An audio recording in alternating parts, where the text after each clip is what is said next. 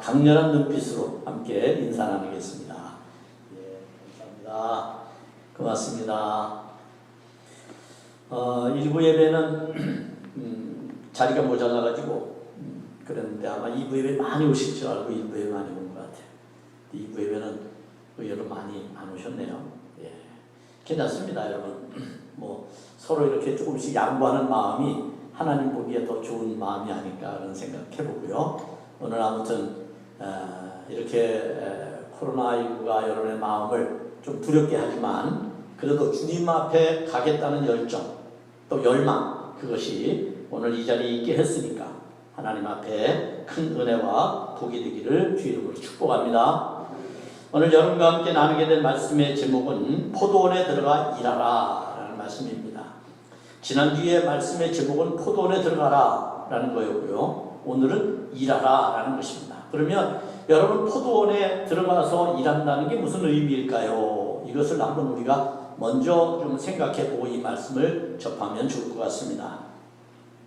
요한복음 6장 29절에 이런 말씀이 있습니다. 하나님의 보내신 자를 믿는 것이 하나님의 일이니라, 이런 말씀이 있어요. 그러니까 우리 성도들이 영적인 일을 한다고 하는 게 뭐냐면 예수를 믿는 거다.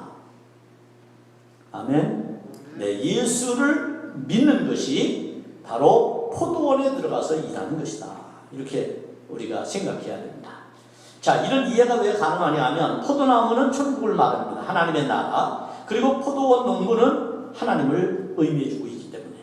그리고 일꾼은 바로 우리들입니다. 우리가 포도원에 들어가서 들어가는 것도 중요하지만 들어가기만 하면 안 되는 거예요. 예수를 믿어야 되는 겁니다. 그래야만 일을 하게 되는 거죠. 이런 일하는 능력이 우리 가운데 믿음을 통해서 역사하기를 축복합니다. 그래서 오늘 본문은 계속해서 포도원의 두 아들의 비유가 이 본문 말씀에 등장을 합니다. 특히 그 구성에 대한 이야기를 우리가 전체적으로 보면 이 비유가 무엇을 말해주는가 라고 하는 걸 우리가 알 수가 있는데, 그것은 질문으로부터 해답을 얻게 한다, 이렇게 이제 얘기할 수가 있겠죠. 소위 의문을 풀어주는 키와 같은 역할을 하는 게 뭐냐? 그게 바로 오늘 이 비유의 말씀이다, 이렇게 말씀드릴 수가 있습니다. 그러기 위해서는 우리가 이 의문을 풀어주는 게 비유라면 그럼 그 의문은 도대체 뭔가? 소위 의심은 뭔가? 질문은 뭔가? 이렇게 우리가 먼저 구분해놓고 생각을 해볼 필요가 있습니다. 그것은 본문에 등장하는 것처럼 대제사장과 장로들의 세상적인 권위에 예수님이 도전을 했기 때문입니다. 소위 말하면 세상적인 공적인 권위에 하나님의 나라의 의로운 권위가 지금 충돌하는, 갈등을 일으키는 그러한 내용이 본문에 있다는 거예요. 이 일을 통해서 오늘 마태는 세상적인 권위가 얼마나 거짓되고 악의적인 것인가, 반면에 하나님의 권위는 매우 진실하고 선함에 있다라고 하는 그 특징을 설명하려고 하는 것입니다. 그래서 오늘 본문의 이야기를 통해서 우리는 세상적인 권위와 하나님의 권위가 어떤 차이를 갖고 있는지, 우리는 어떻게 살아야 되는지, 이것을 배울 수 있는 기회가 되기를 축복합니다. 그러기 위해서는 잠시 우리가 조금 전에 일어났던 사건으로 좀 돌아가 봐야 됩니다.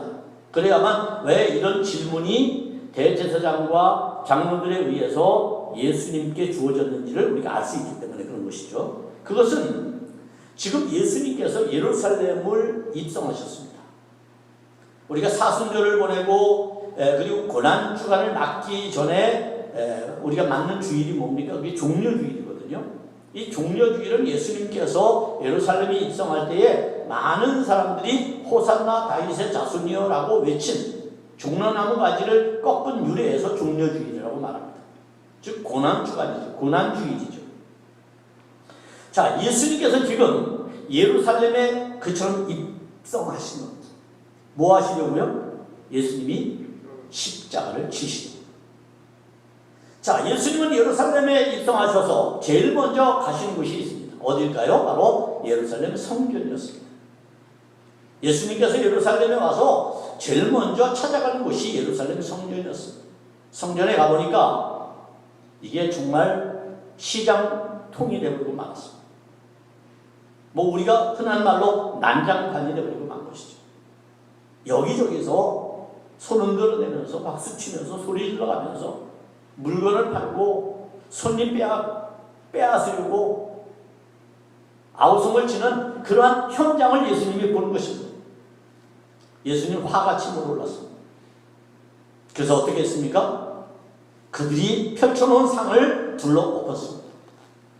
그리고 장사하는 모든 사람을 성전에서 다 내어 쫓아버렸습니다. 자, 이것이 소위 예수님께서 당시 공적인 권위라고 하는 세상적인 권위에 도전한 사건입니다. 여기에 이제 화가 나는 사람들이 있습니다. 여기에 분노하는 사람들이 있습니다. 왜 그럴까요? 이권이 날아갔기 때문에. 이익을 얻는 수단을 잃어버렸기 때문에. 그래서 화가 난 거죠. 어떻게 합니까? 예수님께 따지러 오는 것입니다. 예수님께서 성전에서 사람들을 가르치고 있을 때 대제사장과 세상의 장로들, 그들이 그 유대 사회의 대표성을 가진 공적인 위치에 있는 사람들이었어요. 그들이 예수님께 찾아옵니다. 예수님께 따지러 온 것이죠.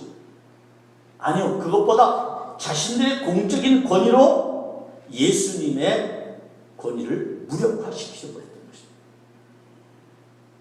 그런데 놀랍게도 예수님께서 그들의 횡포에 넘어가지를 않습니다. 예수님은 오히려 이와 같은 일이 일어난 것에 대하여 매우 자연스럽게 생각하고 그리고 행동하십니다. 그게 아마 예수님의 여유지 않았을까라는 생각을 해봅니다. 그들은 예수님께 묻습니다. 너희가 무슨 권위, 내가 무슨 권위로 이런 일들을 했느냐? 왜 우리가 기존의 질서를 만들고 그리고 모든 것을 만들어서 그 질서 속에서 움직이게 했는데 네가 무엇 때문에 이 질서를 깨트리느냐? 라고 그들이 예수님께 찾아와 물은 것입니다. 이것은 매우 위협적인 것이었습니다. 왜냐하면 유대사회에서 가장 권위 있고 가장 힘이 있는 사람이 대제사장이었기 때문에 그렇습니다. 그리고 그를 수반한 원로, 장로들이 원로라고 하는 그 사회의 가장 어른에 해당하는 사람들이고 모든 재판권을 가지고 있는 사람들, 그들이 예수님께 찾아왔던 것이죠. 자신들의 세상적인 힘으로 예수님을 눌러보려고 했던 것입니다. 사실 여기서 우리는 권위라고 하는 말에 대해서 좀 이해를 해야 될 필요가 있습니다. 성경에서 말하는 권위는 우리가 개혁 성경에서는 권세라고 그랬습니다. 이걸 이제 개혁 개정에서는 권위라고 그렇게 부르는데 이것은 리더십에 관한 인정입니다. 리더십, 지도력이죠.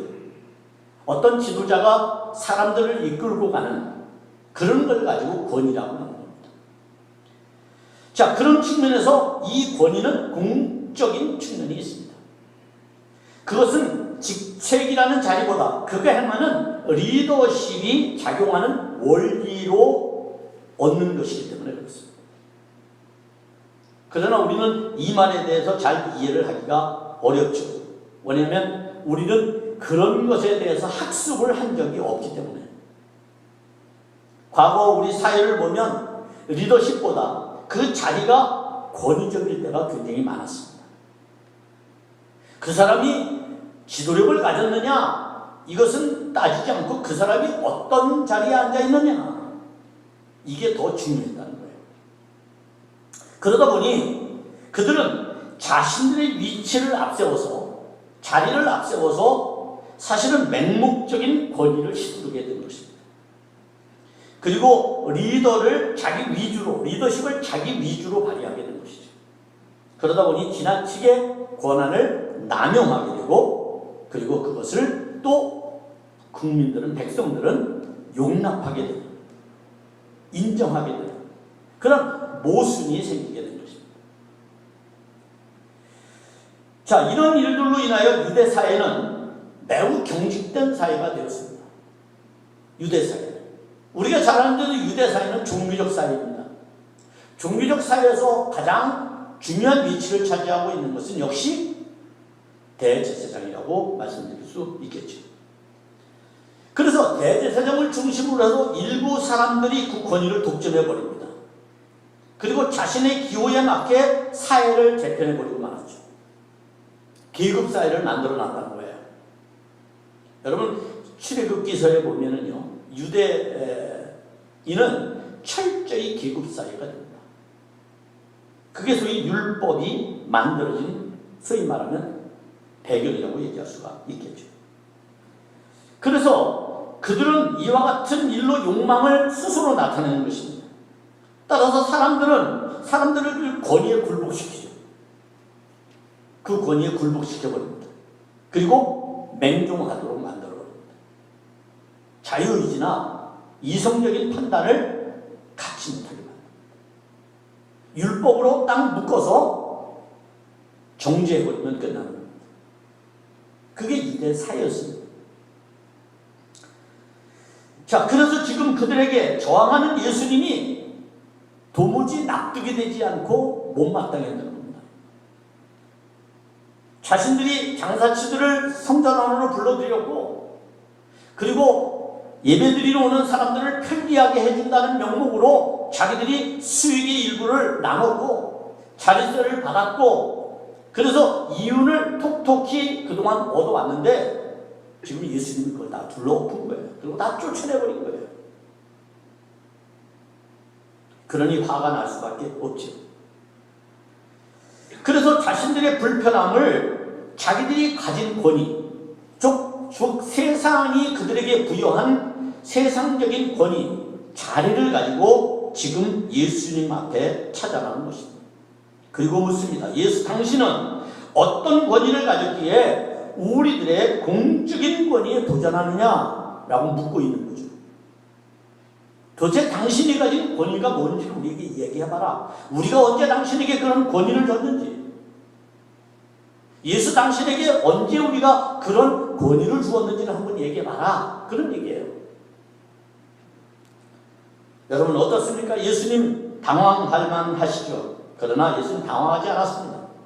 예수님은 알고 계셨기 때문이죠. 여러분, 자신들이 그동안 무소불위의 권력을 가지고 있었잖아요. 그래서 한 번도 자기들에게 저항하는 사람을 본 적이 없어요.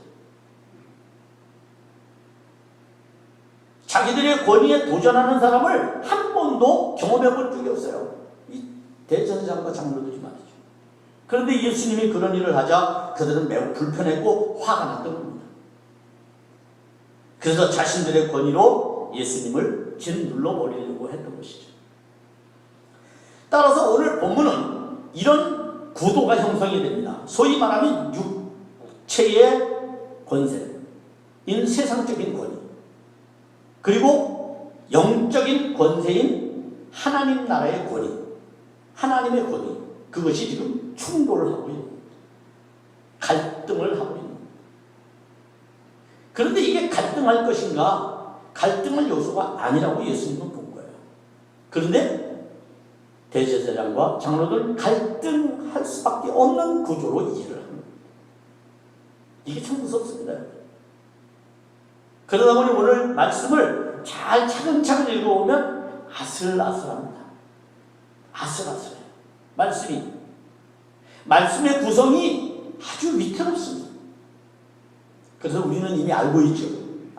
이런 사건들이 반복되면서 유대인들, 대제사장과 장로들이 예수를 십자가에 못 박아야 되겠구나 라고 하는 것을 결의하게 되는 거예요.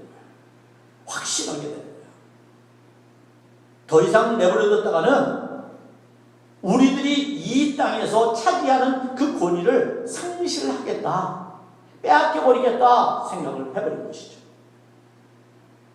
그래서 지금 대제사장과 장로들이 예수님께 찾아왔던 것입니다. 참으로 긴장감은 고조되고 있습니다.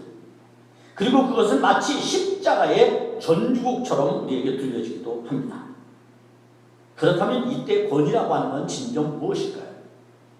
사실 이 권위에 대해서는 이번 주일만 얘기하는 게 아니라 다음 주일에도 또 얘기할 것입니다. 여러분 잘 한번 들어보면 좋을 것 같습니다.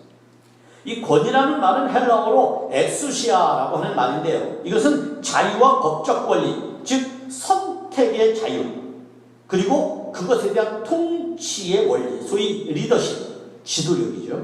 이것을 뜻하는 말입니다. 그런데 더 중요한 말이 있습니다. 그것은 바로 뭐냐면 그 권위가 누구로부터 오는가라는 거예요.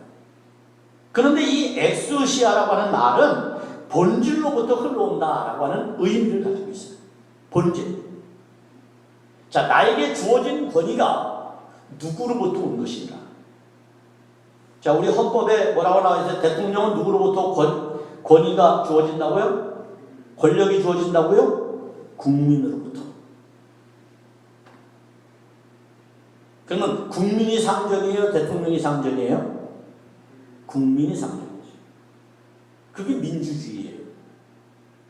그래서 우리는 몇 년에 한 번씩 대통령을 바꿀 수 있는 능력이 있는 거예요. 그 힘이 있는 거예요. 국민이. 그게 소위 민주주의예요. 국민으로부터 오는 거예요. 그러면 우리가 가진 리더십, 소위 말하면 포도원에 들어가서 일하는 그러한 사람들, 성도들, 더 나아가서는 예수님의 권위는 누구로부터 오는 거냐? 그건 하나님으로부터 와요. 하나님. 본질이 하나님이십니다. 그래서 하나님은 창조주 하나님이면서 이 세상을 섭리하시고 통치하시는 하나님이시잖아요. 그 하나님으로부터 오는 권위여야만 이 권위가 진실한 권위가 될 수 있다는 거예요.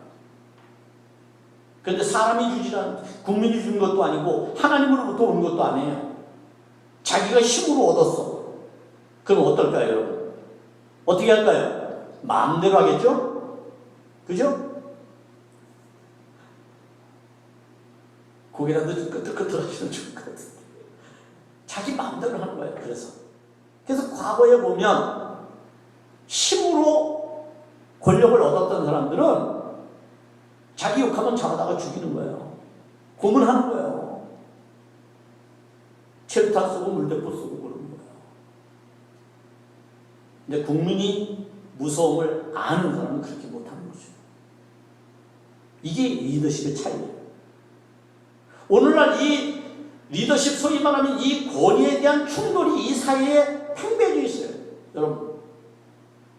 여러분에게는 권위가 없어요? 있죠. 아버지로서의 권위, 어머니로서의 권위, 형으로서의 권위, 친구들 간의 권위, 학교에서의 권위, 선생님으로서의 권위, 여러분 직장인으로서의 권위, 사업가는 사업가로서의 권위, 다 있어요. 없는 사람이 없어요. 우리 모두 다 권위가 다 있어요. 그래서 종교개혁 이후에 직업의 귀천이 없어진 거예요. 왜? 그건 하나님으로부터 받은 것입니다. 하나님은 우리에게 달란트를 주시잖아요. 탤런트를 주잖아요, 소위 말하면. 모든 것이 하나님께로부터 오는 권위여야만이 그 권위가 참된 권위가 될 수 있다. 바른 권위가 될 수 있다. 인간의 사사로운 욕망과 그리고 욕심에 의해서 되어지는 권위는 거짓되고 악의적일 수밖에 없어요. 그래서 폭력적이 되는 거예요. 가령 예를 들어서 내가 부모예요. 자식을 저건 내 마음대로 할 수 있어 라고 생각을 하게 되는 순간 우리는 어때요? 폭력적으로 아이들을 다스리게 됩니다.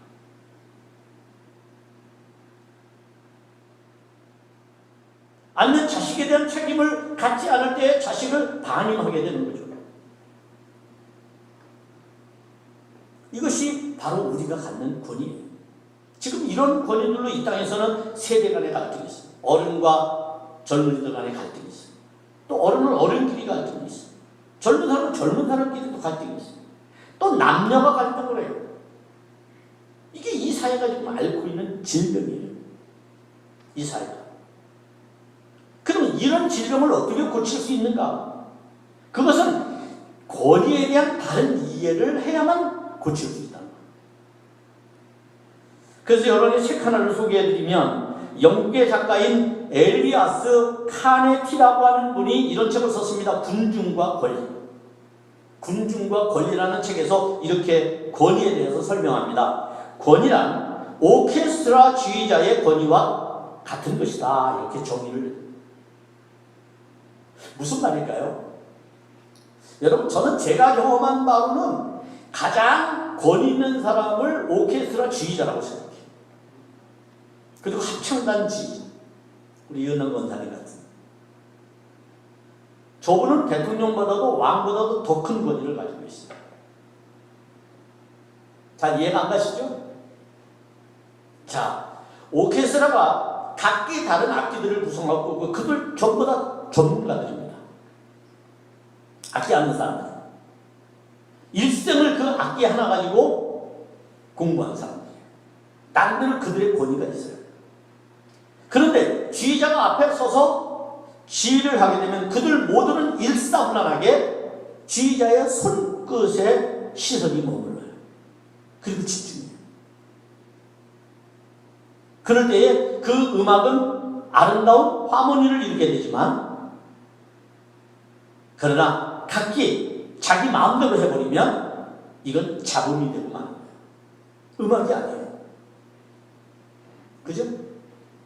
그러니 여러분, 오케스트라 주의자나 합창단 주의자만큼 권위 있는 존재가 세상에 어디 있어요? 한 사람도 외면할 수 없어요. 자기 마음대로 할 수 없어요. 그 권위에 절대적으로 복종을 해야 돼요. 그러면 이제 지휘자는 자기가 막강한 권력을 가졌으니, 힘을 가졌으니 마음대로 하면 되겠네요? 그게 아니라는 거예요. 이 작가의 말은. 그럼 지휘자는 어디로부터 그 권위가 주어지느냐라는 거예요. 아까 제가 권위에 대한 엑스시아라고 하는 것을 정의할 때 본질로부터 나온다 그랬잖아요. 본질. 그러면 이 지휘자에게 있어서의 본질은 뭐냐? 그건 악보라는 거예요. 악보. 작곡가가 곡을 붙이고, 그리고 거기에 작사가가 가사를 붙이고, 그 기본 텍스트가 바로 뭐냐면 악보예요. 그 악보에다가 자기가 가진 테크닉, 그리고 창작력, 창의성, 이런 걸 가지고 음악을 만들어내는 것이 지휘자 몫이에요. 그러니까 지휘자는 그 악보에 준해서 하지 않으면 그건 안 되는 거예요. 그래서 지휘자는 항상 가장 중요한 게 악보에 충실해야 돼요. 그리고 그 다음 자기의 테크닉이 발휘되도록 이끌어가는 거예요. 단원들은. 그럴 때 사람들은 열광하게 되고 박수를 보내게 됩니다. 그렇습니다. 지휘자에게 아무리 막강한 권위가 주어졌다 하더라도 그가 악보를 팽개쳐버리고 자기 마음대로 한다면 그것을 따를 수 있는 악단들은 아무도 없어요. 그러나 지휘자가 악보에 충실해서 그의 기술을 접목하고 그의 창의성과 창작력을 거기에 덧붙인다면 세상에 그 무엇보다도 아름다운 오케스트라의 향연이 펼쳐지게 되는 것입니다. 그렇다면 우리는 어떤 권위를 진짜 권위로 이해할 수 있을까요? 그러면 우리가 가진 권위는 누구로부터 온 걸까요? 어디에 기초해서 우리의 권위가 발휘되어야 될까요? 지휘자가 악보에 기초해서 권위를 갖듯이 우리는 우리의 텍스트인 하나님의 말씀, 성경에 근거한 지도력이 우리에게 나타납니다. 그 권위를 참된 권위라고 말하는 것입니다. 이것이 우리에게 필요합니다. 지금 이 땅의 교회들에게 이것이 필요합니다. 많은 지도자들에게 이것이 필요합니다. 자신의 힘으로 얻어진 권력이 아니라, 권위가 아니라 하나님께로부터 오는 거예요. 그래야만 성경이 우리에게 가르치는 인격적이고 창의적이고 그리고 올바른 리더십, 참된 리더십을 가질 수 있고, 이 리더십을 성경은 뭐라고 말을 했어요? 그것을 목자라고 말합니다. 목자상이 바로 그런 겁니다. 그게 진짜 리더십을 가진 사람이에요. 소위 영어로 말하면 서번트 리더십이에요. 예수님께서 그런 말씀하셨죠. 내가 이 땅에 온 것은 세상을 군림하고 세상 사람들을 막 부려먹고 그리고 그들을 지배하기 위해서 온 것이 아니라 섬기러 왔다. 섬기러 왔다. 예수님께서. 그 섬김이 뭐냐? 그게 서번트라고 하는 거예요. 섬기는 리더십. 그게 소위 세상의 리더십과 다른 점이에요. 세상의 리더십은 자기가 앞장서고 말이죠. 그 힘의 논리에 작용을 하지만 하나님의 백성들, 하나님의 나라의 리더십은 서로 섬기는 거예요. 그럼 이제 이렇게 말씀하신 분들이 잘 됐네. 그럼 목사 너 우리 한번 섬겨봐. 그럼 여러분들은 군림하는 분들이 아니죠. 다 같이 섬기는 사람이에요. 목사는 목사로서 섬기고 성도들은 성도로서 섬기고. 그래서 우리에게 남는 건 뭐예요? 인격이에요. 그리고 예수 그리스도의 영광이에요.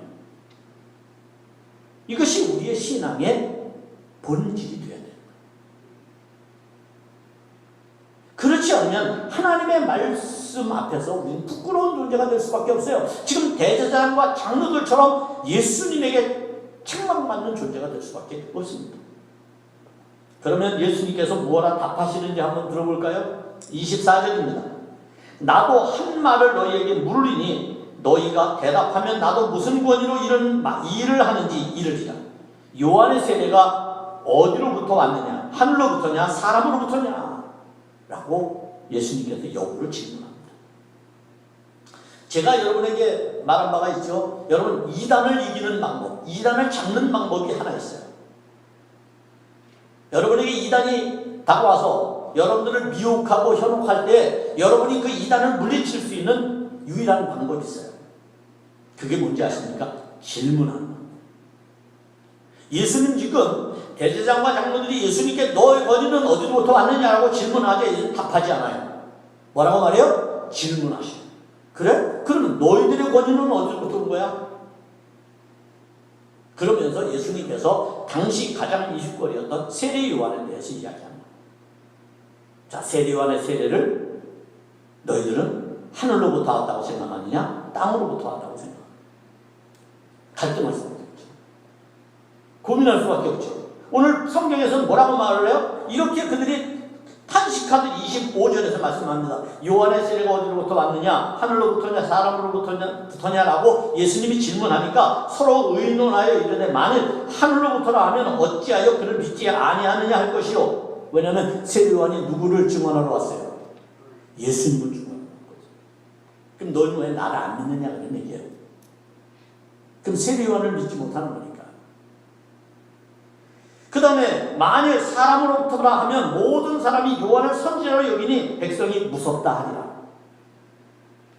당시 유대사회에서는요, 영적인 암흑 시대가 있어요. 이것을 성경상으로는 뭐라고 신학적으로, 성서학적으로 말하냐면 신구약 중간사라고 해요. 신약과 구약에는 중간 역사가 있어요. 이거 한 500년에서 길게 보면 한 700년 이 정도 보거든요.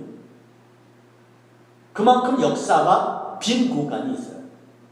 구약에서 바로 이어서 넘어온 게 아니에요. 그때 이스라엘 백성들에게 어떤 묵시도 없었어요. 하나님의 말씀이 없었다는 얘기예요. 하나님께서 세우는 하나님의 사람도 없었다는 거예요. 그러니까 완전히 절망적인 상태였죠. 그런데 어느 날 갑자기 세례 요한이 광야에서 회개하러 천국이 가까이 왔다고 외치는 거예요. 깜짝 놀랐죠. 하나님께서 500년 동안 우리에게 말씀을 안 해줬는데 이제 말씀하시는구나. 그래서 성경은 세례 요한을 뭐라고 말합니까? 마지막 선지자라고 말합니다. 모든 백성이 세례 요한을 선지자로 알고 있었어요. 그런데 만약에 세례 요한이 땅으로부터 왔다고 하면은 여러분, 대제사장과 장로들이 어떤 수모를 겪게 될지를 자명한 사실이거든요. 그러니까 대답을 못하는 거예요. 아주 오도 가도 못하는 거예요. 앞으로 나갈 수도 없고 뒤로 빠꾸할 수도 없고 정말 진퇴양난이 되는 거죠. 지금 그 상황이 된 거예요. 대답을 못하니까 예수님 뭐라고 그래? 나도 안 알려주겠다 그래요. 예수님. 나도 내가 무슨 원인을 가졌는지 말 안 하겠다 그렇게 말씀하시죠. 왠지 아세요?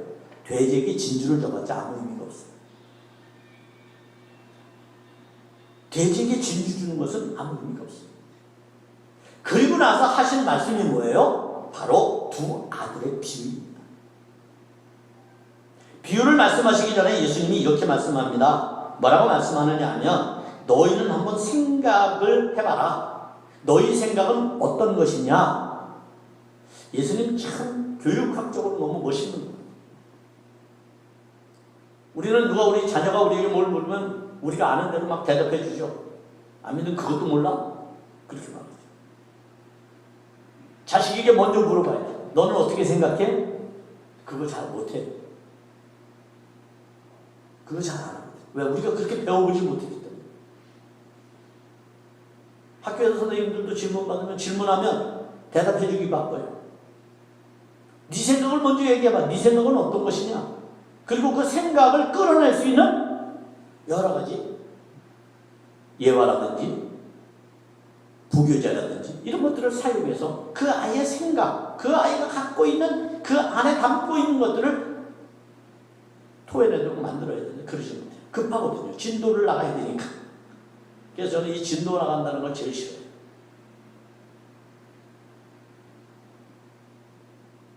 여러분, 우리가 바르게 이해할 때만 그 지식은 지식이 되는 거예요. 암기해가지고 지식이 되는 건 아니에요. 이게 삶이 없는 거예요. 아는 건 많은데 삶이 뒤따라주지 못하는 거예요. 왜? 지식이 우리 안에서 이해되지 않았거든요. 녹아나지 않았거든요. 세포가 되고 근육이 되고 혈관이 되고 그래야 되는데 그러지 못했거든요. 그래서 힘이 없어요. 능력이 없어요. 예수님께서는 당시 유대 사회가 가지고 있었던 이러한 세상의 틀, 소위 말하면 율법, 대제사장과 이 장로들이 했던 그런 일들은 바로 이 율법에 관한 거예요. 율법에. 그럼으로써 예수님은 이 율법주의를 지금 그들에게 책망하고 있는 거예요. 오랜 전통과 습관, 그것을 극복하지 못한 유대인들에게 예수님은 깨달음을 줘야 되겠다 생각했어요. 가르침을 줘야 되겠다 생각을 했습니다. 그래서 오늘 두 아들에 관한 비유를 설명하고 말씀하고 계신 것입니다. 이제 포도원에는 두 아들이 있었습니다. 주인이 어느 날 두 아들에게 이렇게 명령합니다. 포도원에 가서 일 좀 해라. 이렇게 말을 합니다. 그런데 두 아들 중에 오늘 성경은 맏아들이라고 말합니다. 첫째라고 말하지 않습니다. 둘째는 둘째라고 말합니다. 그럼 왜 맏아들이라고 했을까요? 그 사회가 지닌 특징 가운데 하나를 설명하기 위한 모습이라고 저는 생각해요. 그건 바로 가부장적인 사회예요. 가부장적인 사회에서 모든 권한은 누구에게 있어요? 맏아들에게 있어요. 맏아들이 아버지의 모든 권한을 물려받는 거예요. 맏아들. 그래서 구약에서는 이런 문화적 배경을 가지고 제사장이 자기 아들에게 제사장을 물려줬어요. 그러나 오늘은 우리가 그런 시대를 살고 있지 않죠? 그죠? 이게 이제 달라진 거예요. 근데 달라진 걸 모르고 계속 그걸 고집하면 갈등이 생기게 되는 거예요. 문제가 생기게 되는 거예요. 여러분, 맏아들은 아버지로부터 모든 것을 물려받은 이미 권리가 주어졌어요. 권리. 이건 누구도 빼앗아서 갈 수가 없어요. 이건 법적 권리예요. 사회적 통념이 그렇게 되어 있어요. 그러니까 권리에 따른 대답을 한 거예요. 아버지가 밭에 나가서 포도원에 가서 일 좀 해라 그랬더니 맏아들이 뭐라 그래요? 알겠습니다. 예스. 이렇게 대답합니다. 그거는 이 아들이 아버지의 것, 소위 말하면 그거 누구 거예요? 포도원이 자기 거예요. 자기 거. 그러니까 그 권리의 입장에서 대답한 거예요. 의무의 입장에서 대답한 게 아니라. 근데 둘째 아들, 아버지가 야 포도원에 가서 일을 해 그랬더니 뭐라고 말합니까? 아 싫습니다. 내가 왜 가서 일합니까? 뭐 이거 좀 더 나쁘고 내가 왜 남의 걸 남의 밭에 가서 일합니까? 왜 아버지께 자식이 아니거든요. 그러니까 싫다고 그랬어요. 그런데 가만히 생각해 보니까 아버지께서 그 명령인데 그래서 곧 후회하고 회개하고 가서 일을 했다고 그랬어요. 근데 첫째 아들은 어떻게 했어요? 권리, 자기가 아버지로부터 물려받은 당연히 자기 거니까 대답을 당연하게 했는데 의무는 없어요. 밭에 가봤더니 맏아들은 보이지 않아요. 예수님이 왜 이런 비유를 말씀했을까요? 뻔하겠죠. 이 구도는 이렇습니다. 지금 맏아들은 대제사장과 그리고 장로들이고 더 나아가서는 유대인들입니다. 그리고 둘째 아들은 누굽니까? 바로 그들이 경멸하고 정죄하고 멸시하는 세리와 창녀들이었어요. 그런데 또다시 예수님은 그들의 화를 돋구는 말씀을 하십니다. 예수님 물러서는 게 없어요. 여러분. 가르치겠다고 마음먹으면요 예수님은 물러서는 게 없어요. 그들에게 뭐라고 말합니까? 오늘 본문에서 그들이 정말 분노를 일으킬 만한 말씀을 하시잖아요. 그게 바로 31절의 중반절부터 나오는 말씀이에요. 내가 진실로 너희에게 이르노니 세리들과 창녀들이 너희보다 먼저 하나님의 나라에 들어가리라. 이런 말이 세상에 이게 가능합니까? 대제사장과 장로들 앞에서 말이에요. 그것도.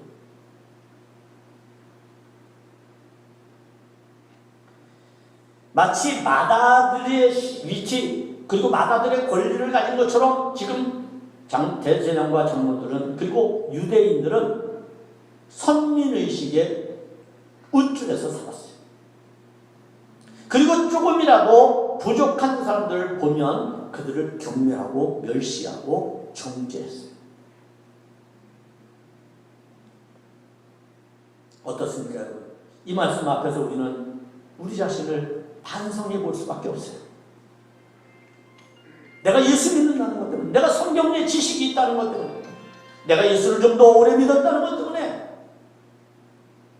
우리가 나보다 못한 사람, 나보다 연륜이 좋은 사람, 아니면 죄인이라고 생각하는 사람들을 함부로 대해왔던 우리의 모습이 얼마나 가증스러운가. 예수님은 지금 대제사장과 서기관 장로들에게 그것을 지금 말하고 있는 거예요.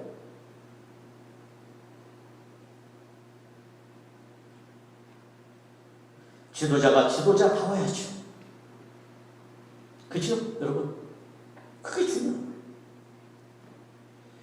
그들이 경멸하고 정죄하는 세리와 창녀들이 그들보다 먼저 됐다고 하는 것, 될 수 있다고 하는 것은 이건 정말 끔찍한 일이고 청천벽력 같은 일. 그동안 자기들이 믿어왔고 또 그렇게 가르쳐왔고 또 그렇게 인식해왔던 모든 체계가 하루아침 무너지는 꼴이 됩니다. 우리에게도 혹시 그런 부담이 우리에게 있습니까? 그렇다면 우리는 지나친 종교적인 형식주의에 매몰돼서 처세적이고 기회주의적인 우리의 행동을 반성해 볼 필요가 있습니다. 내가 세빛교회 공동체 안에서 직분을 가지고 있고 성도라는 위치에 있어요. 그 권리만 이야기하는 것이 아니라 예수님께서 하나님께서 포도원에 들어가라 일하라 했을 때 나는 지금 예수를 제대로 믿고 있는가? 남 보면서 평가하지 말고 너 자신이 예수를 제대로 믿고 있는가? 일을 제대로 하고 있는가? 이것에 대해서 생각을 해야 된다는 것입니다. 그럴 때 바른 믿음은 우리를 천국으로 인도해 주게 되는 겁니다. 그런데 만약 우리가 여전히 처세적이고 기회주의적인 형식주의에 빠져서 산다면 그저 종교적인 습관만 되풀이하다가 끝내 지우개가고 마는 것이죠. 따라서 그들이 정죄했던 세리와 창녀들, 그들은 늘 어떤 마음이었습니까? 죄인이라는 마음을 가지고 살았어요. 나는 죄인이야. 난 부족해. 난 연약해. 나는 하나님 앞에서 주님 앞에 머리를 들 수가 없어. 그리고 그들은 회개하고 예수를 그들의 마음에 받아들이고 그리고 예수님의 가르친 대로 살려고 애쓰는 그 소박하지만 그 모습을 하나님은 더 낮게 평가해 주신다는 겁니다. 사랑하는 여러분, 여러분의 리더십은 어디에 바탕을 두고 지금 살아가고 계십니까? 진리신 예수 그리스도의 바탕을 두고 살아가십니까? 아니면 인위적이고 악의적인 세상적 권위만을 내세우고 있지는 않습니까? 우리는 이제 겉과 속이 다른 우리의 삶을, 그래서 남도 인정해 주지 않는 우리의 쓸데없는 권위를 이제 버릴 필요가 있습니다. 세상 사람들이 여러분을 성도라고 하는 걸 인정해 주십니까? 그렇다면 여러분은 다르게 살아가는 겁니다. 그런데 우리를 인정해 주지 않아요. 그럼 우리는 뭔가 잘못 살아가고 있는 모습을 그들에게 보였기 때문에 그들이 인정해 주지 않는 것이죠. 사랑하는 성도 여러분, 여러분의 권위는 어디로부터 온 것입니까? 우리 모두 말씀이 되시는 예수 그리스도의 말씀인 성경으로부터 우리의 권위를 기초 삼는 여러분 되기를 축복합니다. 그래야만 우리는 멋진 성도가 될 수 있습니다. 그래야만 남도 인정하는 권위자가 될 수 있습니다.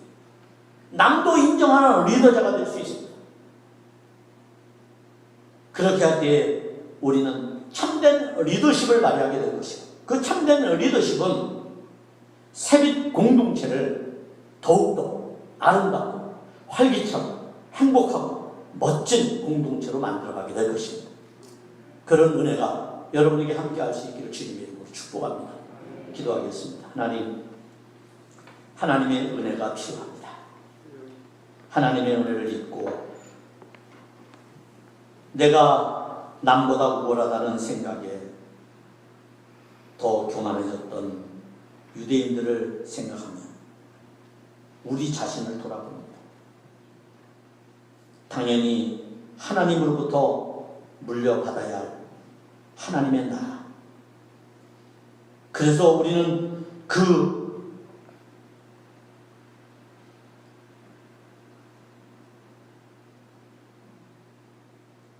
그것만 얻으려고 하는 그런 욕심에 우리의 의무를 다하지 못하고 있지는 않은지 우리가 돌아보면서 세빛 공동체 안에 각각의 직분자로 또한 성도로 세우시는 하나님의 거룩한 뜻이 그리고 부르심이 우리 안에서 참된 열매로 나타나도록 축복해 주옵소서. 하나님, 우리의 부족함을 용서해 주시고 우리로 하여금 예수를 제대로 믿게 하옵소서. 바르게 믿게 하옵소서. 주의 교회를 사랑하게 하옵소서. 하나님의 뜻이 우리를 통하여 이 땅에 이루어지도록 축복해 주시옵소서. 예수님의 이름으로 간절히 기도하옵나이다. 아멘.